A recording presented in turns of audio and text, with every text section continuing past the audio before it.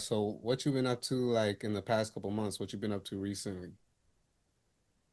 So what are we in? We're in May right now. Um, Last couple months, we've been trying to find something new to say, but I was at South by Southwest back in March. And that was a great event. That was a needed experience, good time. What else? April, back in the studio.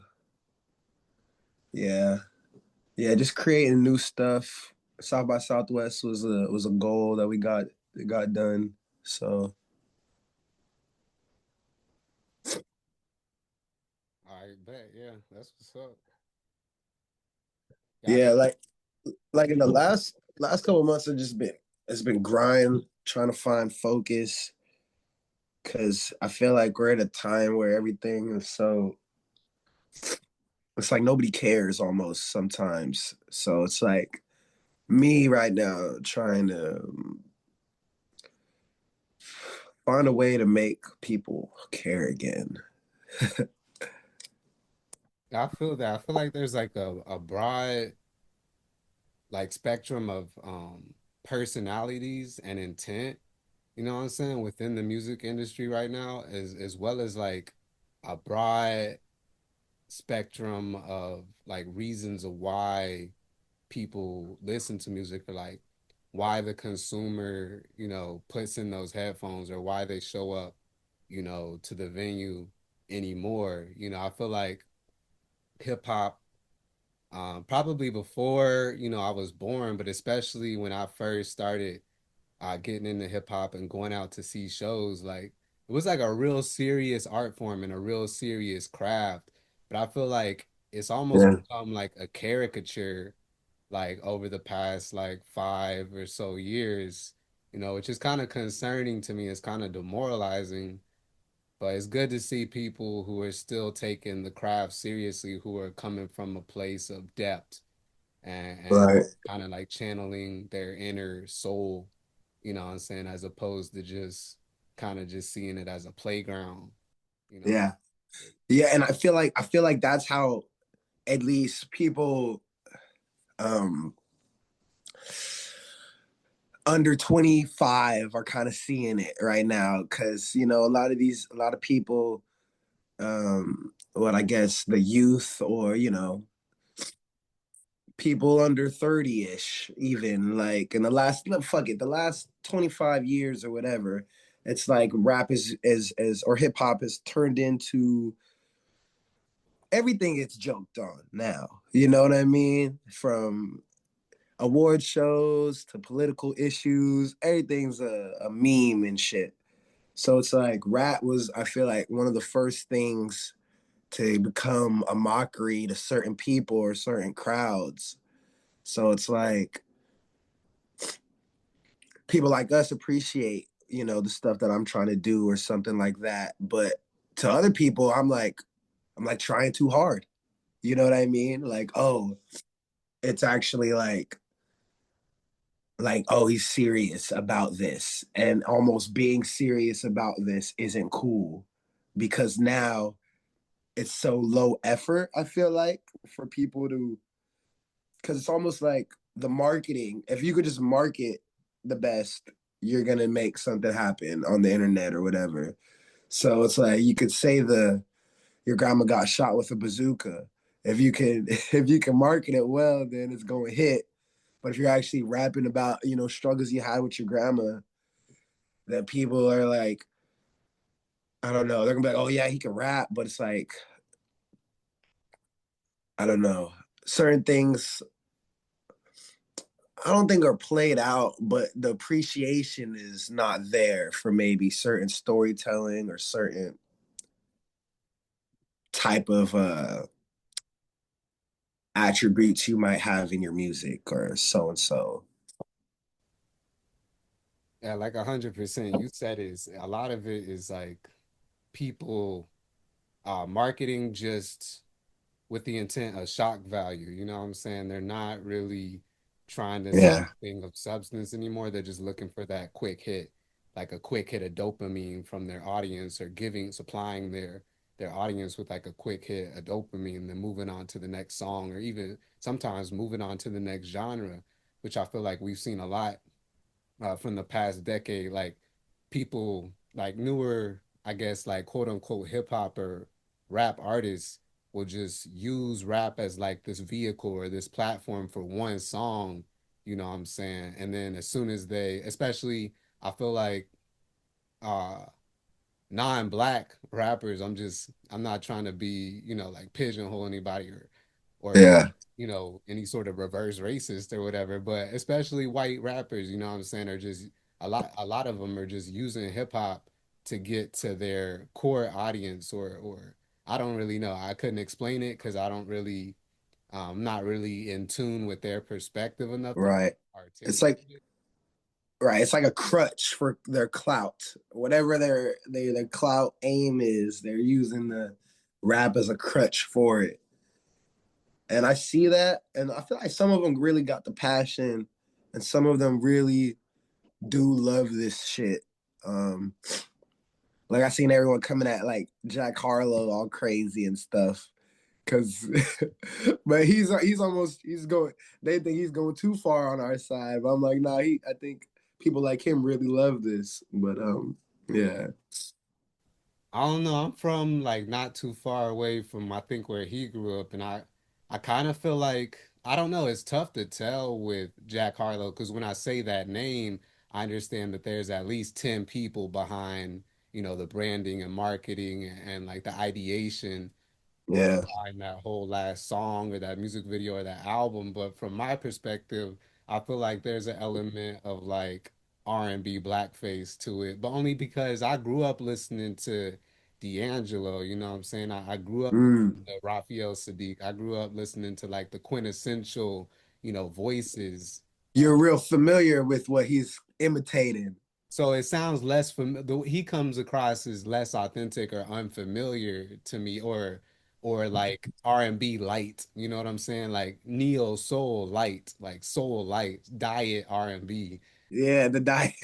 Yeah, Yeah, so it doesn't even necessarily have to be a white dude or Jack Harlow. Anybody who came across with that amount of potency, I would just, or that level of potency, I'm just like kind of dismissive of it because it doesn't reach me, you know what I'm saying? So that's just me personally. But yeah, I like his confidence. I appreciate the effort, you know. right. But yeah, I feel like you said it all. Like you were talking about the marketing aspect of it all.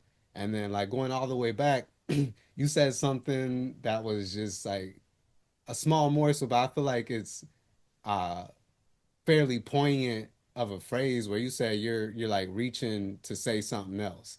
You know what I'm saying? Which is something that I actually noticed about your music. I was gonna say that you've already either recorded a lot of songs or your personality just kind of lends itself towards just trying something different, trying to take a new approach each time, or trying not to become assimilated with the monolith of what is now, I guess your Right.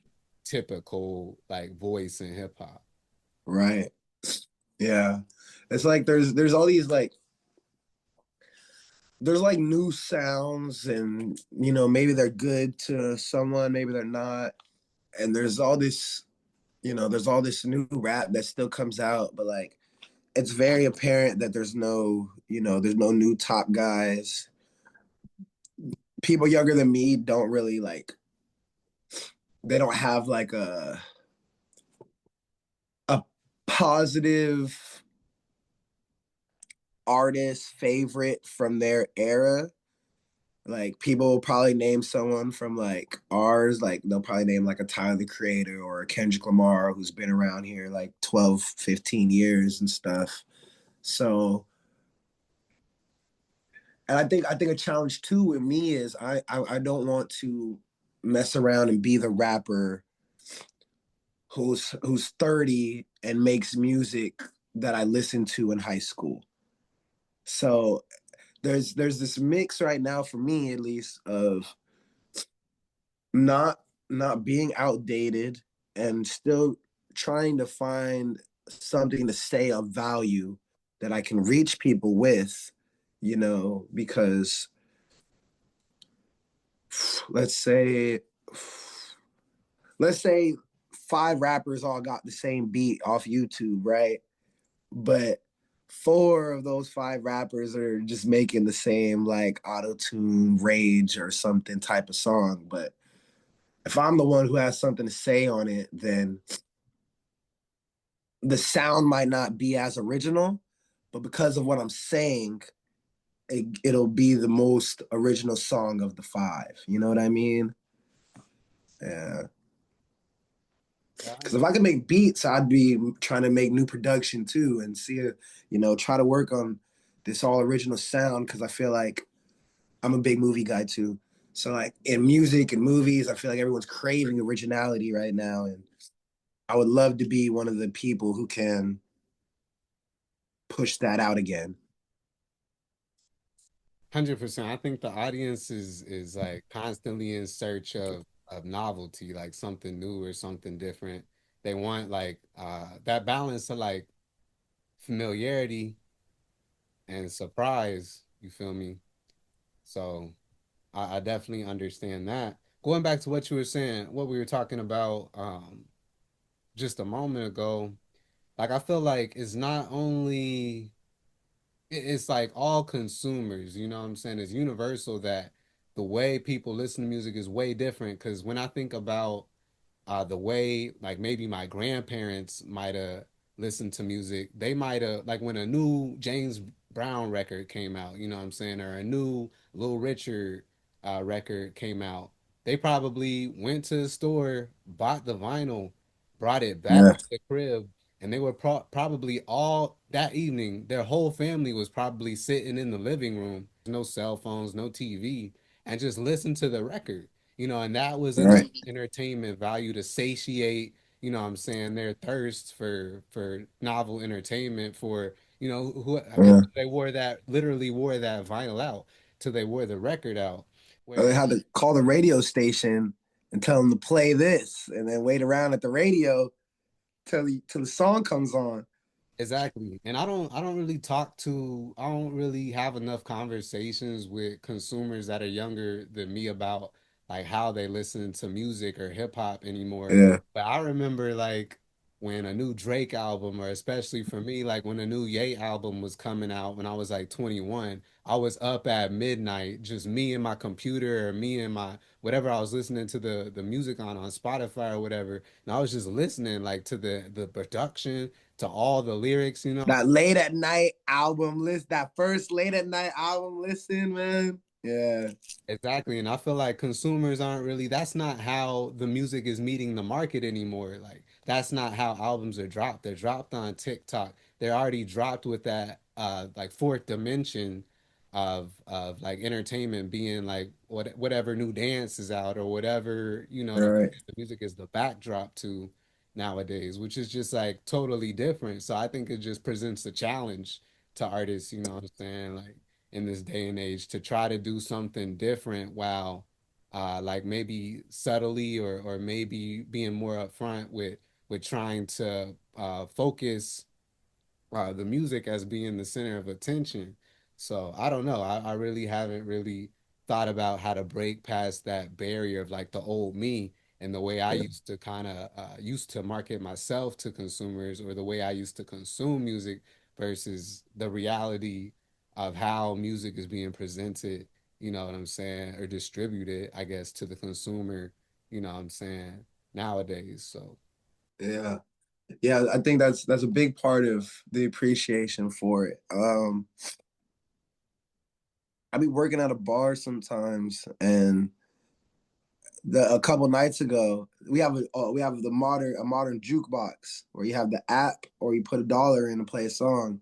And I told this girl she had to put $1. She's like, "Can you play my song? Can you play a song?" I'm like, "No, you gotta put $1 in the machine. It's like a jukebox." She didn't get the concept. She's like, "$1 to play a song?" And I'm like, I went crazy. I didn't want to serve this bitch. I was like, "Yo, Yes, because at the time you had to pay money to listen to music. You want to listen to what you want to listen to. The control is in your hand. Just put $1 in.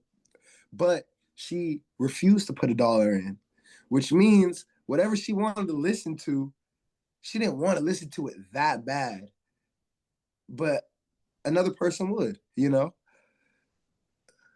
Exactly, exactly. I feel you 100% on that. So yeah, I think we need more artists who are able to who have the kind of like I guess perspective or some sort of perception of how things were done in the past and they're able to assist the listener in the process of like translating how it was done in the past and how much like the poignancy or the concentration of entertainment value and just music alone like translate that into 2026. You know what I'm saying? I think it's doable, but I do think it takes a little bit of like persuasion on the effort of the artist or influence on the effort of the artist to like really be Yeah, able to somehow, you know what I'm saying, like kind of incite a paradigm shift in 2026 of the way people perceive music and like maybe trying to um just like get the consumer to take it like a little more serious, maybe even, or like just kind of just raise the value of the music alone in a vacuum in the consumer's mind.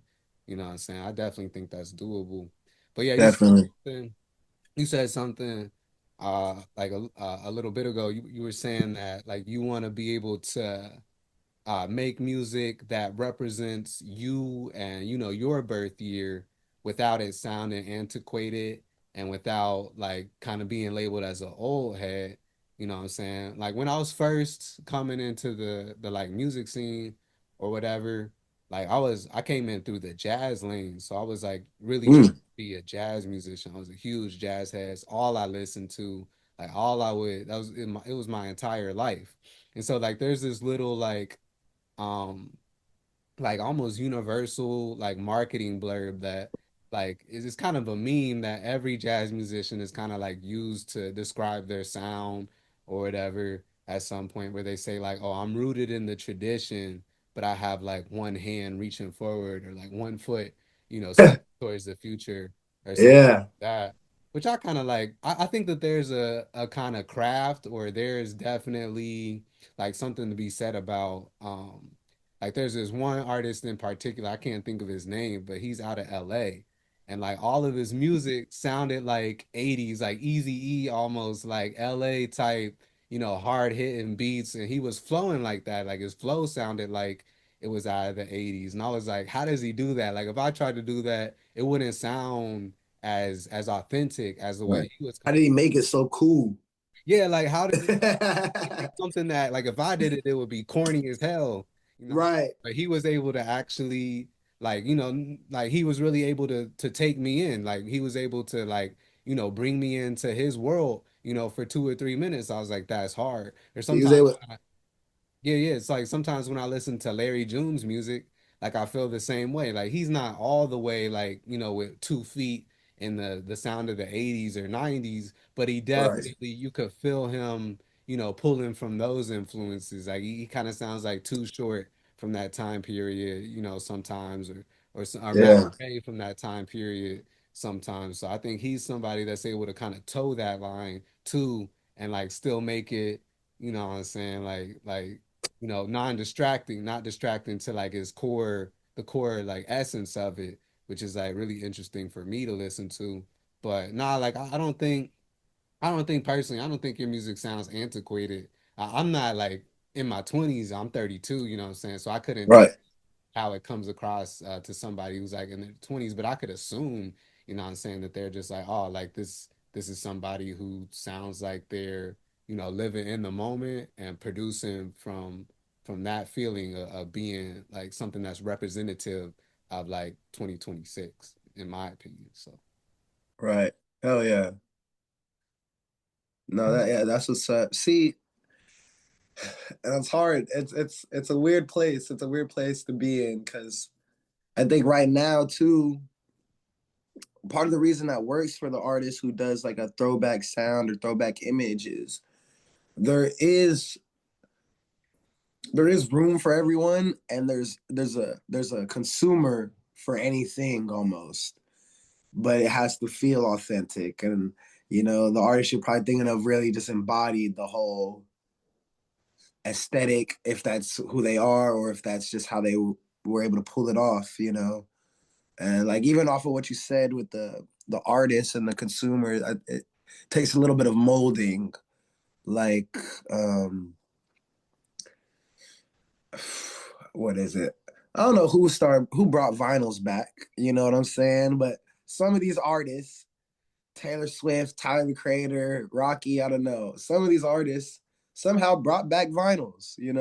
Now it's a trendy thing that everyone, still buys or hangs up on their wall and stuff. So it's like, yeah, definitely just being like, yeah, a little bit of molding, I think, on the artist's part. Yeah. And I'm trying to focus on merch too right now. It's like when you asked originally, like right now in the current moment, because 2 months has actually been scattered everywhere. But like in the current moment, I'm like focused on new music and merchandise because that thing to give people to hold on to, they'll always remember. So people, they put on my 2G shirt. And they're like, oh, now I'm watching your videos because I put the shirt on randomly. So giving people something to be attached to, feel a part of. I have you happened to see these kids in the young boy theater? Nah, what is the Young Boy Theater? NBA young boy got like a concert movie going on right now Oh, and showing in theaters, and kids are like going crazy in the theater, jumping, singing like it's a real concert and stuff. And it's like, but so like arguably that's probably the hottest rapper out right now. right, But because he makes this music, it's not it's not like it's not to the full mainstream potential, I guess, where he's not Chance the Rapper or Lil Baby. He's not having that kind of moment because his music is still for this audience right here. right. Yeah, I see that. Like it's still like as close to 100% trap music still, like which is good. And I hear people like I don't really know. I don't really follow him too much. Like it for me, it was kind of out of nowhere when I started to see comparisons on like Instagram of stuff of like between him and Lil Wayne. And I'm like, okay, I kind of get it because he's got that amount of cult following now, which is wild to me. He's Wayne to the 19-year-old. Yeah, yeah, like Yeah. he is Wayne to like I see that, but for me, I'm like I don't really know if he got bars like that, but I definitely And see that how he's got the charisma. He's got like that sort of influence. Like I could kind of see the parallels in the way like his audience is reverent towards his vision, which is yeah. good, you know what I'm saying? So that's good for him. I think that's good for trap music. No, yeah. See, and it's kind of weird because it's almost like, do people care about bars anymore? I mean, there is people who do. The actual rap fan does. You know, they're like these big audiences with that now. They're getting the songs off social media. They want to dance or whatever. I don't even know if they care about bars. And this is probably a question that happens to artists every fucking 10 years. Where I feel like I heard J. Cole talk about the same things I'm talking about 10 years, 11 years ago. So that's kind of crazy. Right, like vibes versus lyrics. Yeah, I feel like I don't know if we're gonna see. In my That's always a debate, right? yeah, like for sure. I feel like I don't know if we're gonna see another like J. Cole or Kendrick from 10 years ago. Because you look at like the way Kendrick like comes across in the market nowadays, like he had to totally change up his vibe. You had Like to dumb it. You had to dumb it down. yeah, like he had to fight, he had to have a beef with a whole other rapper on the other side of the spectrum in terms of like vibes versus lyrics just to, you know what I'm saying, push his album. Had it Yeah. not been for that beef, nobody was like, "Oh yeah, I can't wait to sit down." Nobody who's like, in their 21, like in the main in the meat of the music market right now is saying, "Oh, I can't wait to sit down, like really dissect the bars of this Kendrick album." You know what I'm saying? If it wasn't for the beef, nobody would have really been. I feel like people would have just maybe gave it a listen on their way to, when they're walking on their way to class or on their way to work or whatever, Yeah. and then that would have been it. But I feel like that marketing push with the beef like really helped elevate, what I'm saying, the album. But man, other than that, like I feel like we're not really gonna see. It's not we. I think we might see another like Kendrick or J. Cole or a lyricist, but I think the packaging is gonna be completely different. Like I think the beat may sound like a trap beat, you know what I'm saying, or it might sound. Yeah. I don't know if they call them trap beats now. Whatever is like the most modern, whatever is like the 2026, most Right. sound.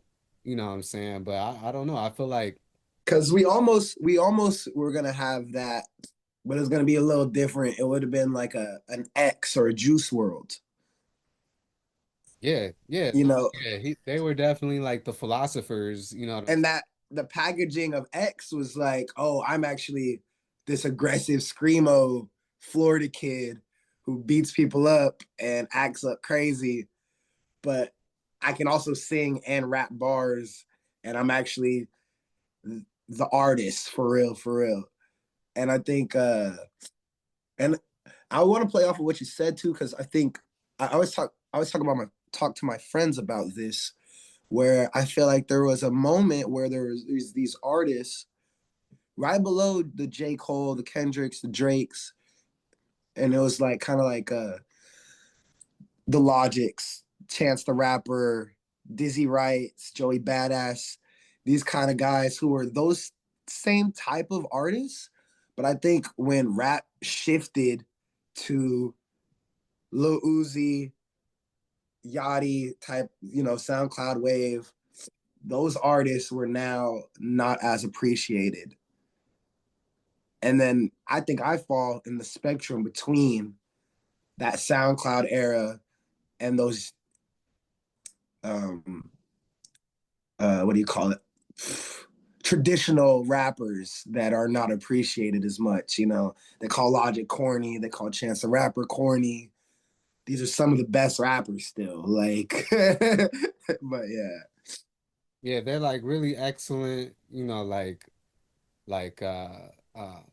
craftsmen of the vernacular, you know what I'm saying? Like they're yeah, really well refined in their skill set when it comes to lyrics for sure. But yeah, I think you do have that you have to have like that duality.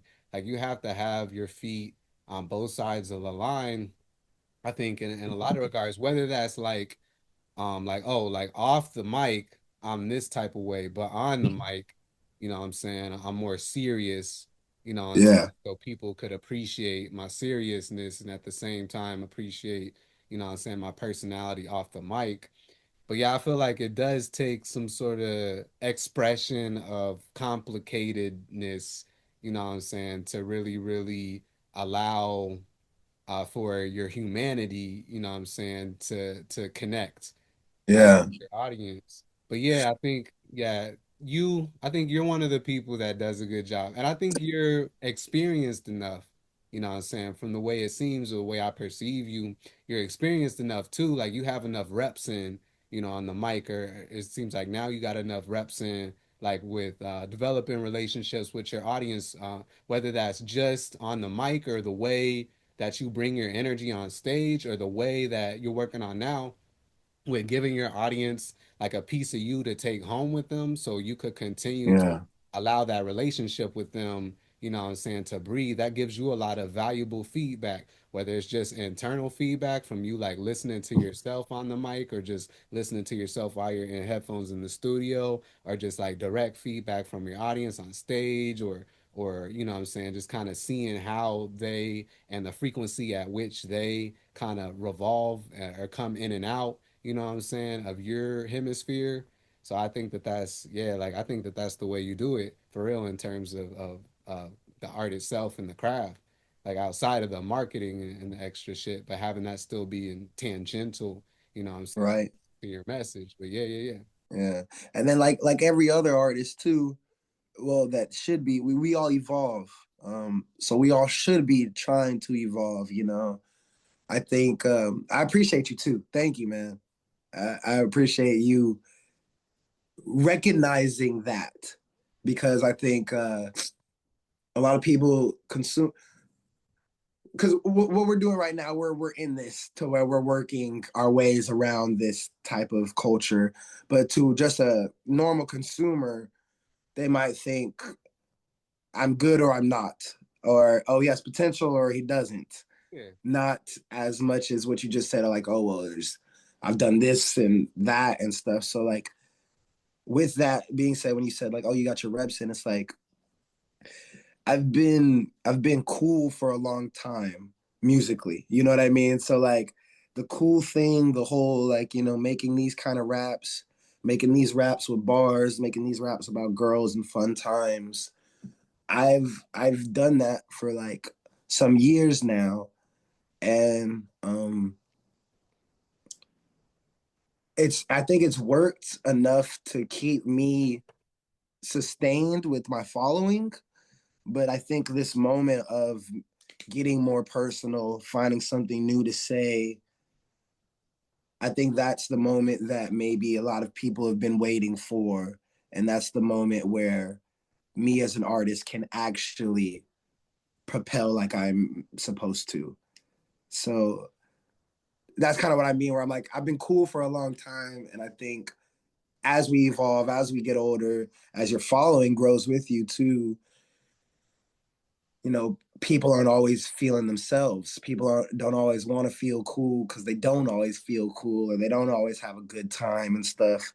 And I've made like, personal music here and there or heartbreak girl songs here and there, but nothing, it's never consistent. It's mostly cool raps and bars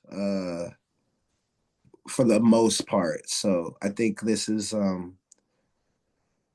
almost overdue and needed. I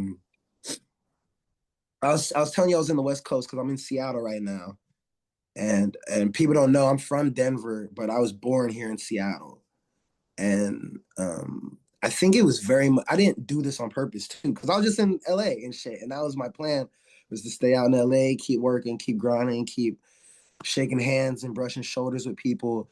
But I ended up here in Seattle, and I think it was very much needed, honestly, just because it's low key where I come from too, and it's putting things in perspective that weren't in perspective at one time before. So the journey that I'm on, I think, was needed for the music that's gonna come out. Um, Also, even not even just like some self promotion, but like the last two songs I did were called Leverage and When I'm Free. And the first one is just about having leverage because that's what you need in this game. And it's something that a lot of artists never have unless you have like a team behind you or you have your stats, your million streams, that's your leverage. And then when I'm free, I'm like, when I'm free, I can give the people all of me. So once I like can get free of the old shit and take in the new shit, then now and then get the leverage. Once I get the leverage and I get free, then I can return and give you all of me. And that's like the meaning pretty much behind these two last songs that I just released. nah, but yeah, I feel that like kind of generating like mutual symbiosis in the relationship between you and your audience is definitely it is like all relationships, especially at first, are transactional. Like it is a give and take.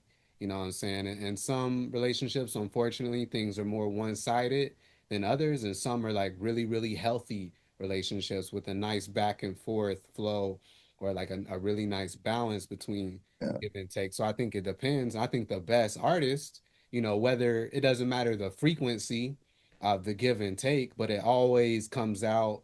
I don't know if I believe in like reaching like 100% parity or like 100% equality in any relationship, but I think the best artists come out like 51% to 49% and they keep that shit going, Yeah. and personally like that's the balance that I like to see like struck between like an artist and and their audience, so that I feel like they're not overreaching, you know what I'm saying? They're not asking too much from me or too much from their artists because they don't need, you know what I'm saying, too Because much. they're with them. They're not being greedy in that relationship. Exactly.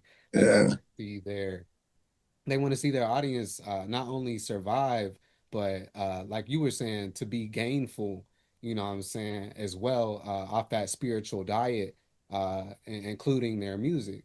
You know, so I feel that 100%, like what you were saying about like just kind of surviving spiritually, like kind of staying afloat versus really feeling like, all right, like if my vulnerability is the input, then I want to be gainful in the output, you know what I'm saying? A said vulnerability. Like I want to feel like I'm not just riding the pleasure waves of up and down, you know what I'm saying? Whether that's like the pleasure of me with substances or the pleasure in relationships, but I Right. feel like I'm staying happy. Where happy is like a continuous state, you know what I'm saying? Or maybe like if content is 50%, like I feel like maybe happiness is just 51%, you know, contentment.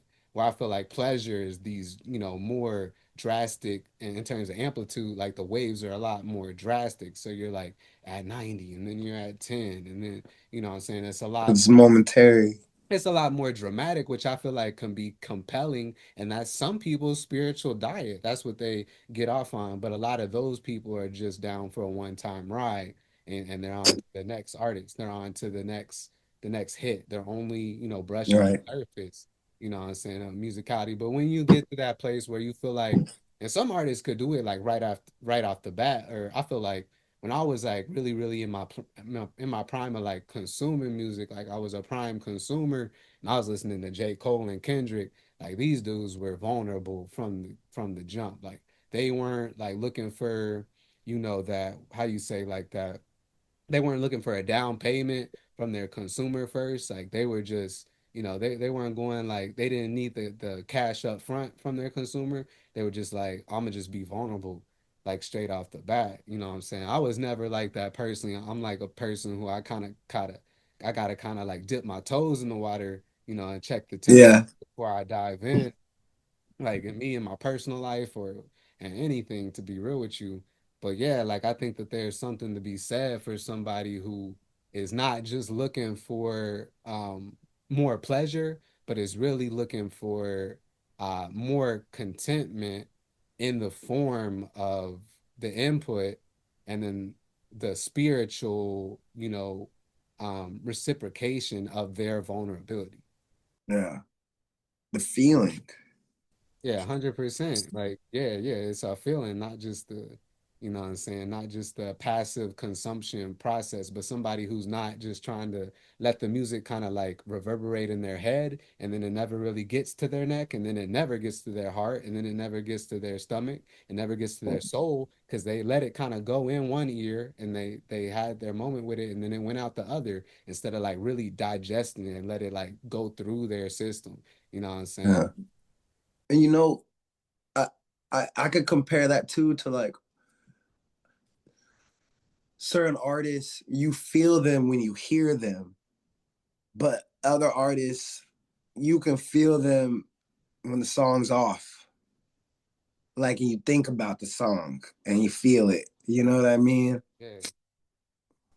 Yeah, like that's the difference between somebody who's like really persuasive. You ever had like a friend like that where, you know, you go out like one weekend with them and they're constantly peer pressuring you to do this and constantly peer pressuring you to do, and they're so good at it that in the moment they are kind of like manipulating your form or like the form of your personality because all of a sudden you trying shit that you never tried before out here doing shit that you don't normally do and you're like, who am I?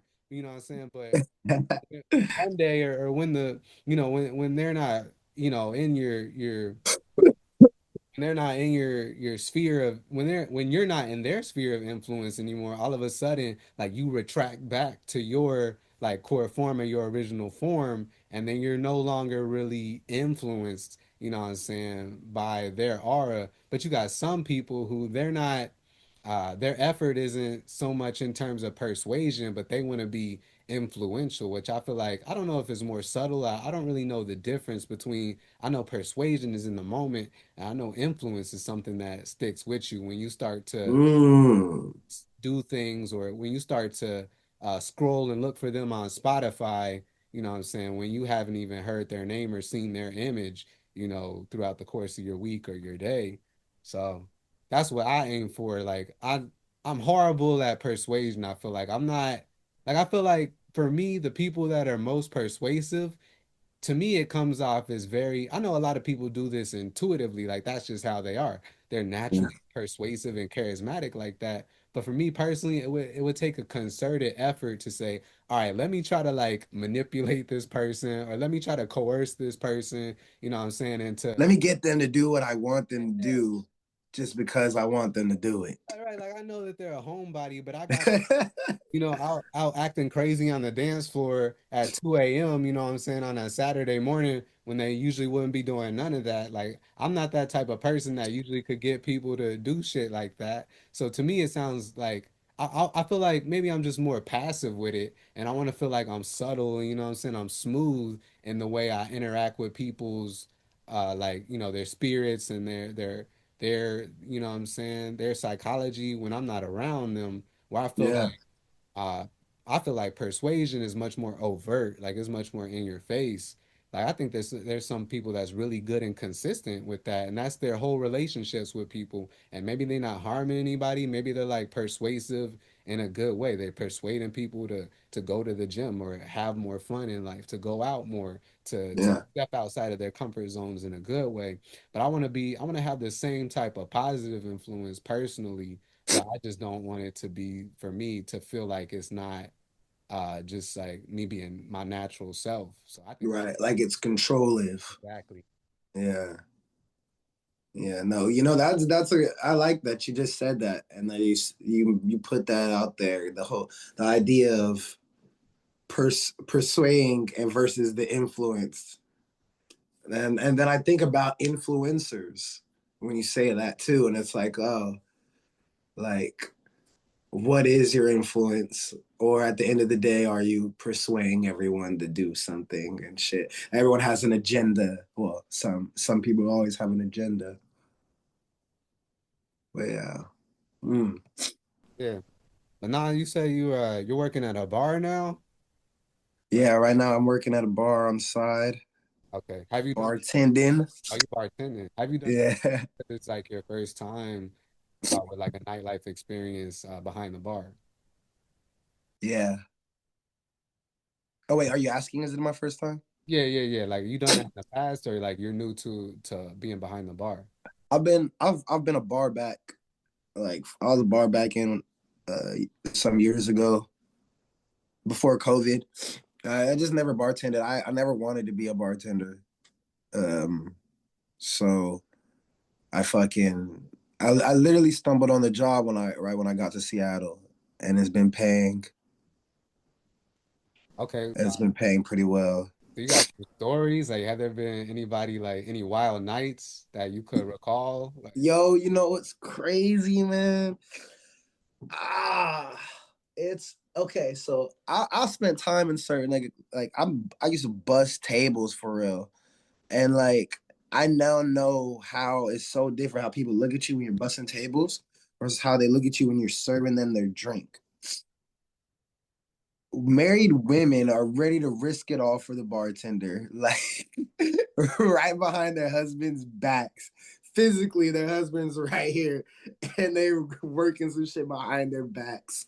And I'm just reading all this, and then I get to hear everyone's conversation fly on the wall. Like I had some people from fucking Canada storming out because their girl was all on me and shit like that. And I'm the bartender, so I'm trying to be professional too, and it's kind of crazy. Um, but besides that, what I observe, I guess, like I don't have to deal with nothing too crazy. Some homeless, homeless, maybe drug addict crazies, you know, dancing or pissing outside or something like that. Nothing crazy yet. My coworker just got fucking beat up 2 nights ago. Big old dude was at the bar saying, "Oh, you kicked my homie out, you're not gonna kick me out." And then fucking my coworker pulled the chair underneath his seat, and then but he was bigger than him. Bah, bah, bah. But the coworker, he held his own. I see the footage. I wasn't there, but I was like, I don't know how you want me to handle that, because my coworker bigger than me. So like somebody, so I'm gonna have to pull the bat out, or someone's gonna have to get the knife. I don't know, because the cops ain't gonna come. So you can't even act like you could worry about someone coming to help you in like these Seattle bars. It's really on some you got to handle this shit yourself. So kind of crazy.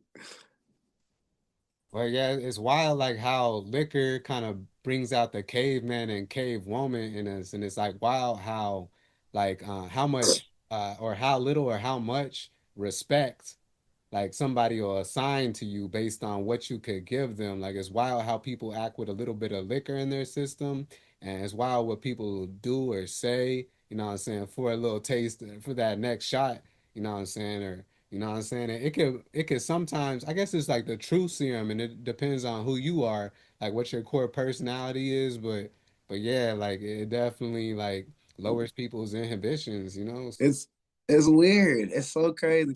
And like I've dealt with drunk people too, but now I'm the one that they want to deal with when they're drunk. So it's like I'm not even a big drinker like that for real. So it's, sometimes my patience be running real thin. But okay. hopefully it's the last job ever, honestly. Yeah. Yeah, I mean, you play your cards right, you know what I'm saying? You were talking about having leverage. I feel like you gotta kind of I think is it can be it depends on I try not to think of things in terms of difficulty anymore, but I feel like once you kind of feel like or figure out that it's a formula and what you could do for yourself, you know what I'm saying, will accumulate in terms of what other people will do for you, you know. right. So I feel like, you know, if you it depends on how hard you want to go. You know what I'm saying? What you get out is what you put in is what you get out. So That's a fact. I feel that. So how long you been in Seattle? Since this late December, All right. What's that like? um, it's cool, man. It's West Coast vibes. It's a little darker. It's a little more cloudy. It's a lot of activism or fake activism. Um, Everyone here be standing for something, and that's another thing where it's like it put it in perspective. Like, oh, like I be caring about shit because I come from Seattle, and everyone cares about shit out here, or they act like they care about it.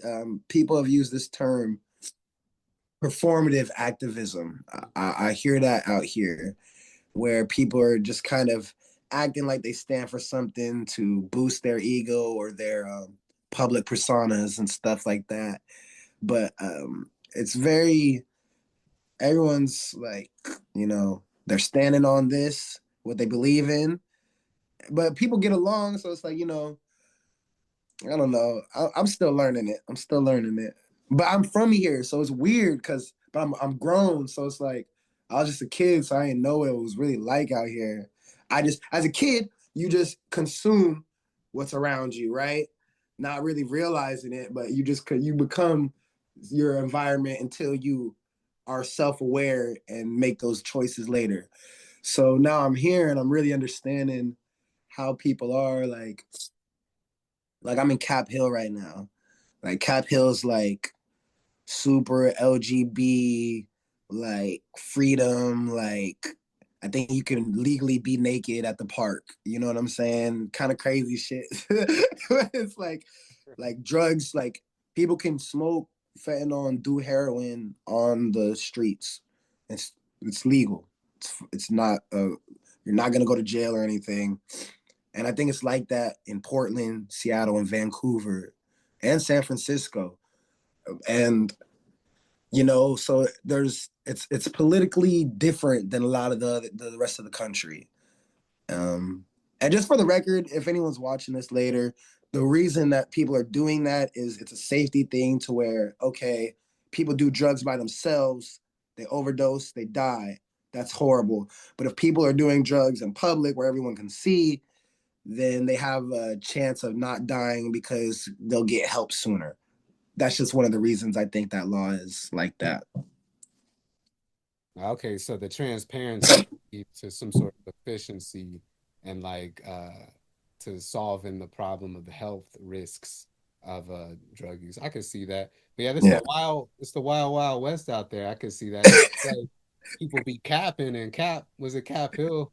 I feel like for me, like that's one thing I've been kind of like that's created some cognitive dissonance for me lately because I think that there are plenty of authentic people with good souls out there who have like good intent when it comes to like helping people and stuff. But Yo, and I'm meeting a lot of those kind of people right now here in the city, and I love Seattle. Go ahead. in the art circle, especially, I'm there like plenty of people who I met that I feel like are really genuine and like really pure and like really, really like have a heart of gold when it comes to helping people. Maybe because a lot of people in art have dealt with their own struggles and they've kind of um, been able to lead themselves out of the darkness, and so they want to do that for other people.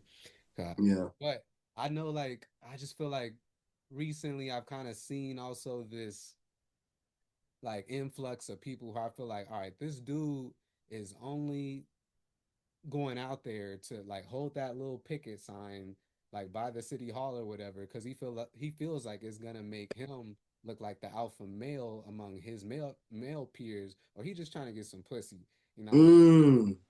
But like I feel like there's some people who there are other dudes who are like, yeah, like I literally just went and actually volunteered this week. I actually just went and held a clothing drive for the homeless, or I actually just went and I donated money to this homeless dude. I gave him $20 because he needed some help. And I Yeah. there's women who do the same thing. Like they're like I want to be accepted by my women peers, so I know it's good to go out and protest against this group, or Right. maybe if I go to this little protest, I'll meet my husband or my next boyfriend or whatever. I don't think people are always doing this consciously. I think But sometimes people just trying to meet their needs, you know. yeah. But I feel like Especially sorry, just but as like as in you're black too, but especially like with the racial stuff. It's like, oh, I'm gonna support the Black Lives Matter or this protest because I'm not racist.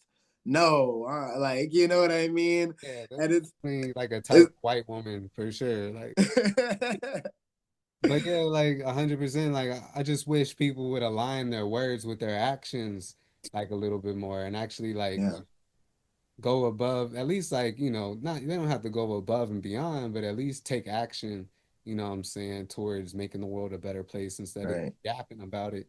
Work on feel like yeah, what you just said. I was trying to say like work what you feel, like work out what you actually feel. Yeah, 100%. Express that shit. Yeah.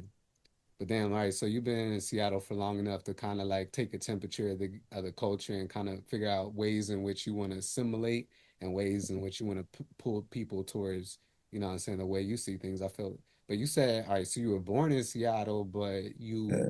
came up in Denver? Yeah, I came up in Denver. Oh, by the way, the art scene here is crazy, and I feel like there's much more of appreciation here for the arts overall, the arts in this city.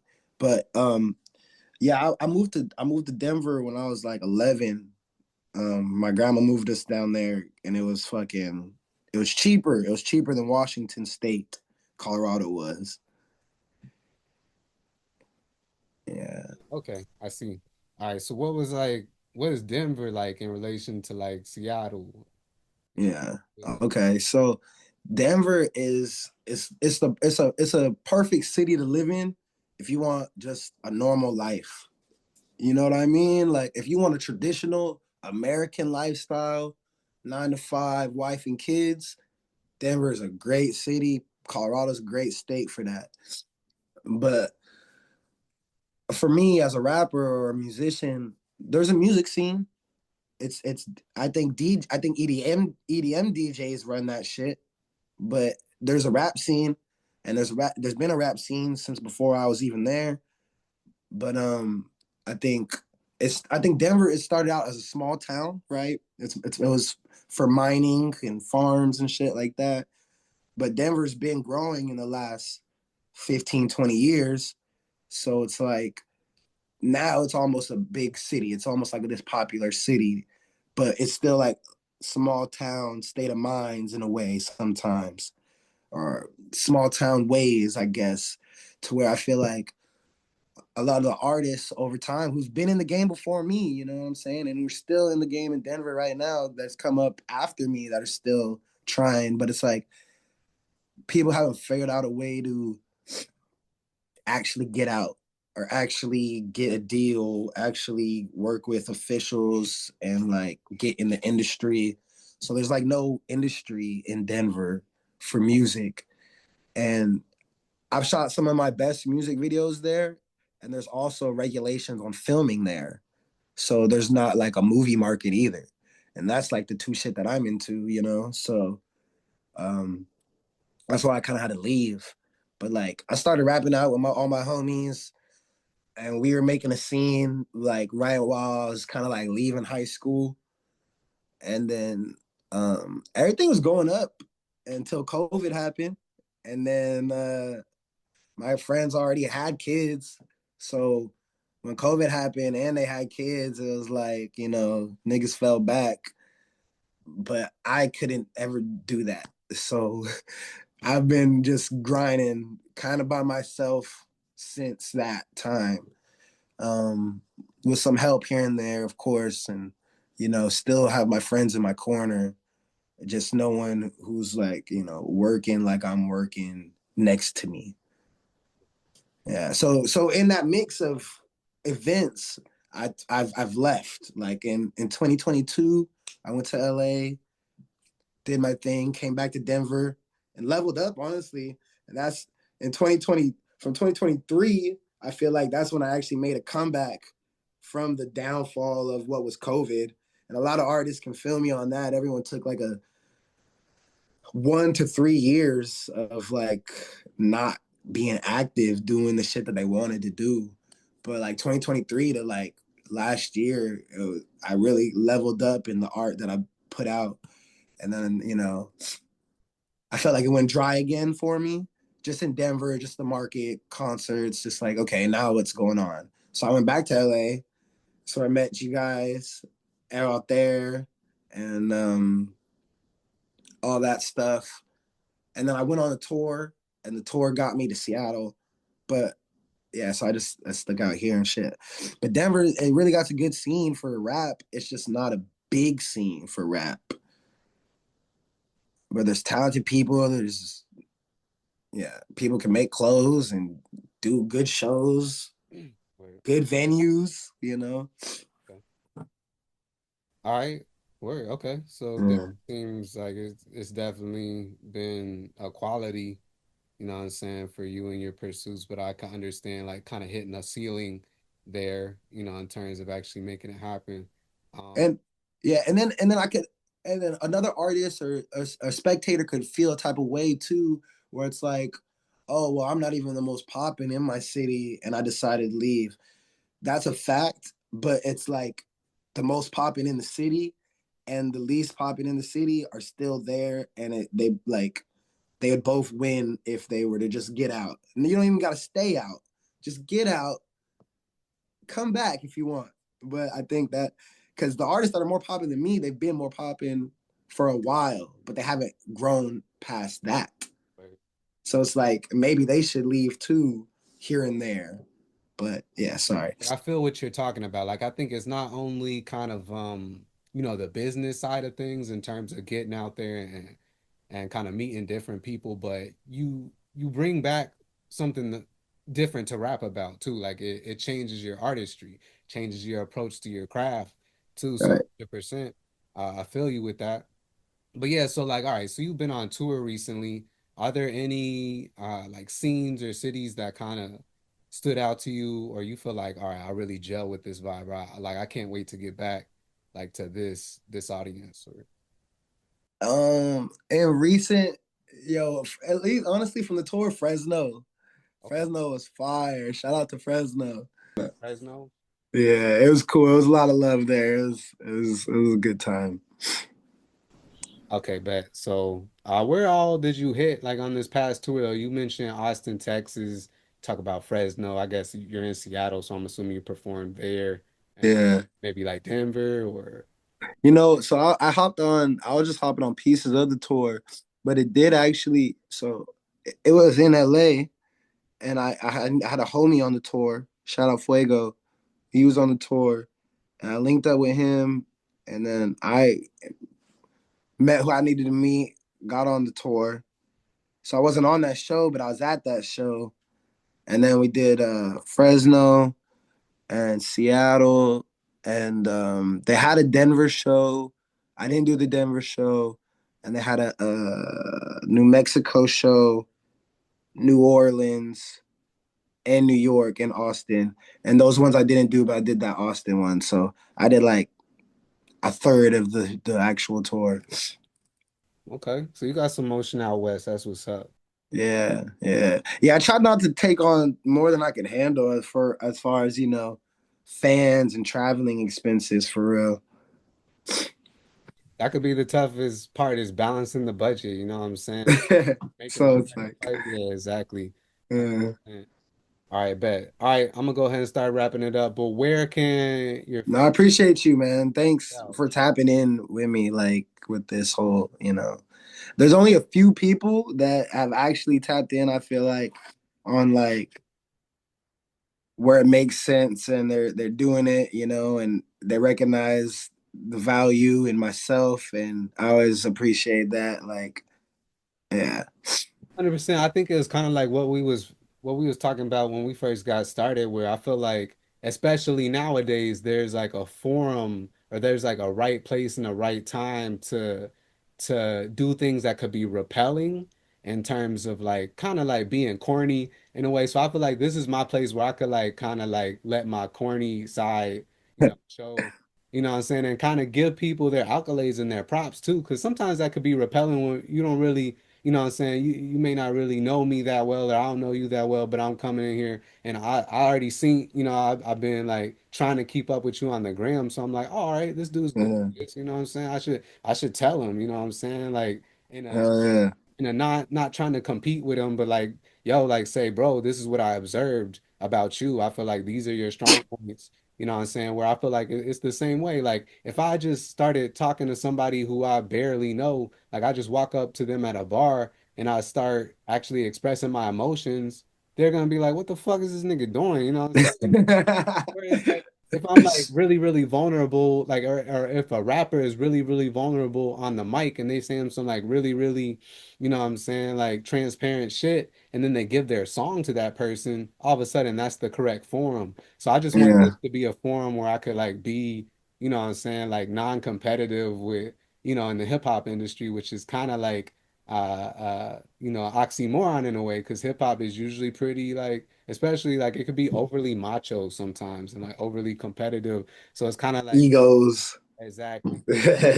I like being on this side of the interview and like kind of just trying to be as egoless as possible. So man, like I said all that to say I'm glad that you could be on. You know what I'm saying? So I appreciate you. No doubt.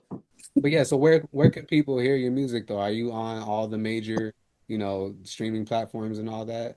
Yeah. I'm on Spotify, Apple, SoundCloud, anything you really streaming music on.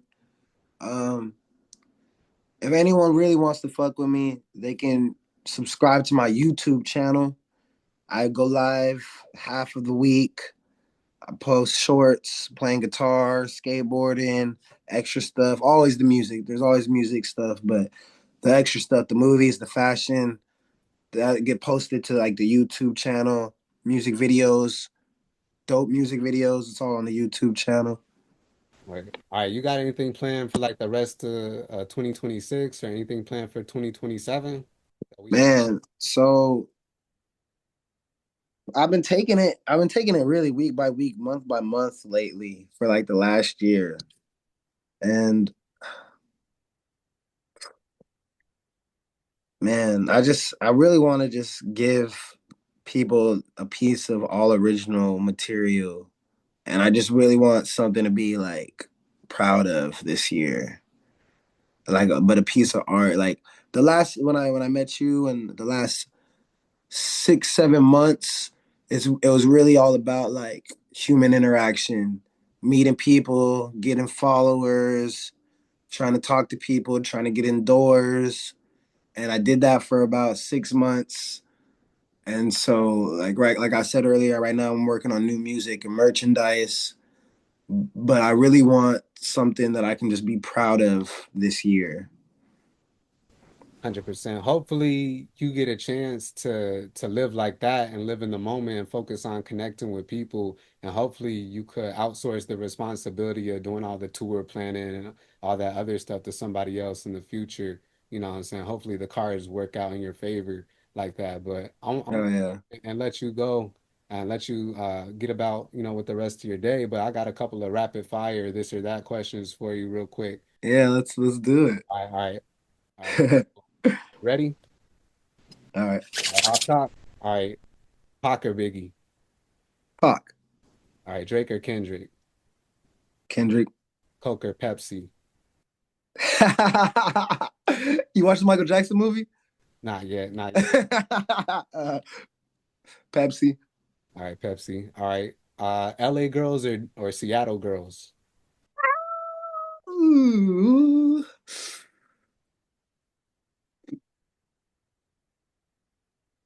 Seattle. All right, Bud Light or Miller Light? Miller. Hennessy or Douce? Hennessy. All right, bet. That's it. That's all I got. Hell yeah, that's cool. All right, man. I appreciate having you on, man. Good. Have a good rest of your day, man. Hey man, thank you. You have a good one too, bro. All right. I appreciate you.